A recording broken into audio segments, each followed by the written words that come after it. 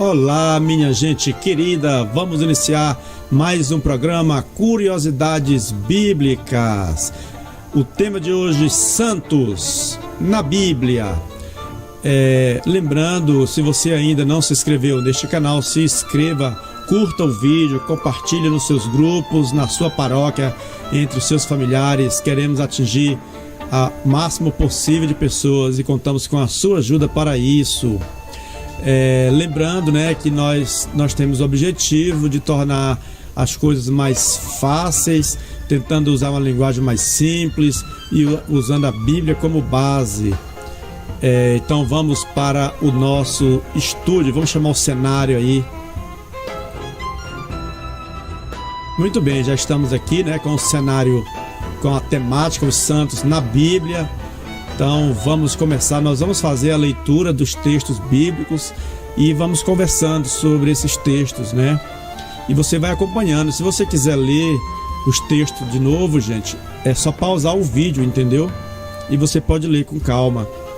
Antes, vamos começar sobre o que significa canonização, que é muito comum falar que o Papa canonizou, vai canonizar, a Igreja canonizou, O que é canonização? Primeiro, a palavra canonização vem de cânone. No dicionário Aurélio, nós vemos vários significados. Para nós, o que serve para nós, dois aí serve. Decisão, conciliar sobre matéria de fé. Mas para nós deixar mais claro, o terceiro significado deixa claríssimo. Que quer dizer o quê? Cânone quer dizer lista, quer dizer relação. Então, canonizar é simplesmente a igreja reconhecer o testemunho de vida daquela pessoa e colocar o nome dela numa lista dos santos, daqueles bem-aventurados. É isso que é canonizar, Simplesmente a igreja reconhece o testemunho de vida daquela pessoa. E na Bíblia aparece a palavra canonizar? A palavra canonizar não aparece, mas a ação de canonizar aparece. Nós vemos pessoas sendo reconhecidas na Bíblia como bem-aventurados, como escolhidos de Deus, como pessoas que alcançaram a salvação. Vamos seguir aqui então com os nossos textos. Vamos começar. Primeiro, o próprio Deus reconhece Abraão, Isaac e Jacó como pessoas especiais. Olha só, em Êxodo, capítulo 3, versículo 6, o texto fala: Eu sou o Deus de teu pai, o Deus de Abraão, o Deus de Isaac, o Deus de Jacó. Deus falou isso para Moisés, que cobria o rosto com as mãos. O próprio Deus, gente, canonizou aí Abraão, Isaac, Deus e Jacó e o próprio pai de Moisés, O próprio Deus canonizou, colocou eles numa lista de gente especial. Está aí no Êxodo, capítulo 3, versículo 6. Em Lucas 1, o anjo entrou onde Maria estava e disse: Alegra-te, cheia de graça, o Senhor está contigo. O próprio anjo Gabriel canonizou Maria aí, porque colocou ela num lugar de destaque. Vamos seguindo, Por causa do tempo, o vídeo não pode ficar muito longo. Em Romanos, capítulo 4, versículo 2, porque se Abraão foi justificado em virtude de sua observância, tem de que se gloriar, mas não diante de Deus. Quer dizer isso? Que Abraão, ele é gloriado diante dos homens. Ele é menos do que Deus, mas ele é mais do que os homens, que os outros homens. Então aí está mais uma prova da canonização de Abraão, Paulo reconhece que Abraão ele é especial. Ele não é mais do que Deus, mas ele é gloriado diante dos homens. Em Gálatas, capítulo 3, versículo 9, de modo que os homens de fé são abençoados com a bênção de Abraão, homem de fé. Abraão, mais uma vez, aí é colocado na lista de homens de fé, de homens que deram testemunhos. São Tiago, no capítulo 2, versículo 23, assim se cumpriu a escritura que diz: Abraão creu em Deus, e isso lhe foi tido em conta de justiça, e foi chamado amigo de Deus. Nesse texto aí, mostra que Abraão foi reconhecido como alguém que deu um grande testemunho e foi chamado amigo de Deus, foi canonizado, colocado numa lista de gente especial. É isso que é canonizar. Em Atos dos Apóstolos, capítulo 6, versículo 8, Estevão, cheio de graça e fortaleza, fazia grandes milagres e prodígio entre o povo. Lucas, quando escreveu Atos dos Apóstolos, está canonizando Estevão aí, dizendo que ele foi uma pessoa cheia de graça, fortaleza, ele fazia grandes milagres e prodígio entre o povo. Ou seja, Lucas colocou Estevão na lista de homens de fé, de homens abençoados, de homens escolhidos por Deus. Ou seja, foi canonizado. São Lucas, no capítulo 23, 43, Jesus respondeu: em verdade te digo, hoje estarás comigo no paraíso. É aquele texto, eu ia falar trecho, né? Em que o ladrão fala, reconhecendo Jesus, né, como inocente e que estava sendo morto sem culpa de nada. E Jesus fala para ele: hoje mesmo tu estarás comigo no paraíso. Jesus reconhece então e perdoa todos os pecados daquele ladrão. E ele não fala, tu vai dormir, porque tem gente que diz que quando morre ele vai dormir. Ele falou: hoje mesmo estarás comigo no paraíso, né? Apocalipse 6, vamos lá.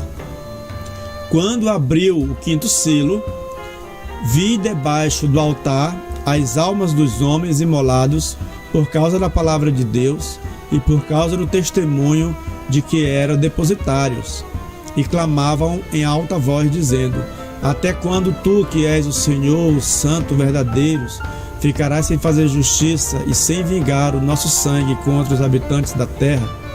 Então aí, no Apocalipse 6, fala almas dos homens imolados por causa dos testemunhos que eram depositários, almas dos homens que deram testemunho. Então esses homens eram os santos, e esses santos clamavam por aqueles que estavam na terra ainda, né?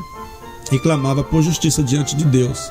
Então mostra aí também que aqueles que morreram não estão dormindo, mas estão diante do Senhor e intercedendo por nós que estamos aqui.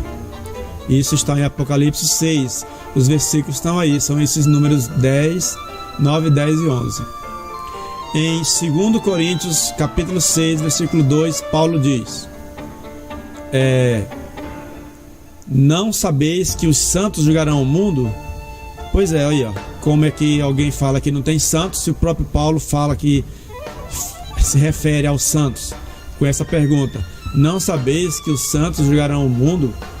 E se o mundo há de ser julgado por vós, serias indigno de julgar os processos de mínima importância? Então Paulo fala aí que os santos julgarão o mundo. Em 2 Reis, capítulo 13, versículo 21, diz: ora, aconteceu que um grupo de pessoas estavam a enterrar um homem. Viu uma turma desses guerrilheiros e jogou o cadáver no túmulo de Eliseu. O morto, ao tocar os ossos de Eliseu, voltou à vida e pôs-se de pé. Então, gente, aí está mais um texto que fala com respeito daquelas pessoas que seguiram a Deus, que deram testemunho, e elas são vistas como de forma diferente das outras pessoas e atribuindo a elas até milagre, como esse caso aí do corpo de Eliseu, né? Jogaram um cadáver em cima do corpo de Eliseu e o cadáver, ao tocar o osso de Eliseu, voltou à vida e pôs-se de pé. Por isso, gente, que na igreja antiga se criou a tradição de se guardar os ossos dos santos, daquelas pessoas que eram consideradas santas, porque os ossos de Eliseu fez esse milagre. Então eles acreditavam que os santos, pessoas que deram testemunho de vida e seguiram o projeto de Deus até a sua morte, que o seu corpo poderia também ser sinal da glória de Deus, né? Fazendo milagres. Por isso que se faziam as relíquias dos santos. que até hoje tem, né? Vamos seguir aqui. Em São Lucas, capítulo 16, os versículos 22 e 23, está lá escrito. Esse texto aqui é bem interessante. Ora, aconteceu morrer o mendigo e ser levado pelos anjos ao seio de Abraão. Morreu também o rico e foi sepultado. E estando ele nos tormentos do inferno, levantou os olhos e viu ao longe Abraão e Lázaro no seu seio. Gritou então: Pai Abraão, o rico, compadece-te de mim e mandas Lázaro que molhe em água a ponta do seu dedo, a fim de me refrescar a língua, pois sou cruelmente atormentado nestas chamas. E Abraão, porém, replicou: Filho, lembre-te de que recebeste teus bens em vida, mas Lázaro males. Por isso ele agora aqui é consolado, mas tu estás em tormento. Além de tudo, há entre nós e vós um grande abismo, de maneira que os que querem passar daqui para vós não podem, nem os de lá passar para cá. Esse texto aí, gente, primeiro, Jesus narra esse texto, né? E Jesus não diz que está dormindo, que tem ninguém dormindo lá no céu, não. Ele narra que um rico morreu, foi para o inferno, e que o pobre mendigo morreu e foi para o seio de Abraão. E há um diálogo entre eles. Jesus não narra que eles estão dormindo. Primeiro que quem está dormindo não fala, né, gente? E tem pessoas por aí pregando doutrina dizendo que depois da morte as pessoas ficam dormindo e que nada faz, nada diz, nada. Então, como é que Jesus coloca esse texto aí? Narra essa história, né? E ele coloca o rico pedindo para Lázaro molhar o dedo. Lázaro, quando era vivo, era um pobre mendigo e todo mundo tinha nojo dele, né? Agora ele queria que Lázaro molhasse o dedo na saliva e colocasse... ele fala em água, né? Colocasse o dedo na língua para refrescar a língua. Agora não tem mais nojo dele, né? E Abraão então fala que é impossível, porque cada um está de um lado e existe um grande abismo, não tem como um passar de um lado para outro. Esse texto, gente, mostra então que os santos, eles estão lá e ativos. Aí eles estão conversando e discutindo, eles não estão dormindo, como alguns pregam por aí. Então, os vídeos nossos, para não ficar muito grande, se for necessário, a gente grava um segundo vídeo com o mesmo tema, né? Para completar o primeiro. No caso aqui nós estamos falando dos santos na Bíblia. Então esses textos aí, eu coletei, fazendo pesquisa e coletando, mostram que a Bíblia reconhece a santidade de várias pessoas, né? Se for preciso, então, a gente complementa este vídeo. Vocês também podem pedir, viu, gente? Vocês podem enviar mensagem aí pedindo algum tema, dando sugestão, que a gente aceita também as sugestões de vocês. Lembrando, então, a Igreja Católica sempre ensinou o que está na Bíblia e a sua doutrina é fundamentada na Bíblia. Então, tudo que a gente quiser conhecer tem resposta na Bíblia. Vamos ficar por aqui. Um grande abraço a todos vocês e eu conto com o apoio de vocês para divulgar este vídeo nos seus grupos, na sua comunidade, na sua paróquia. Fique com Deus, um grande abraço e até a próxima oportunidade.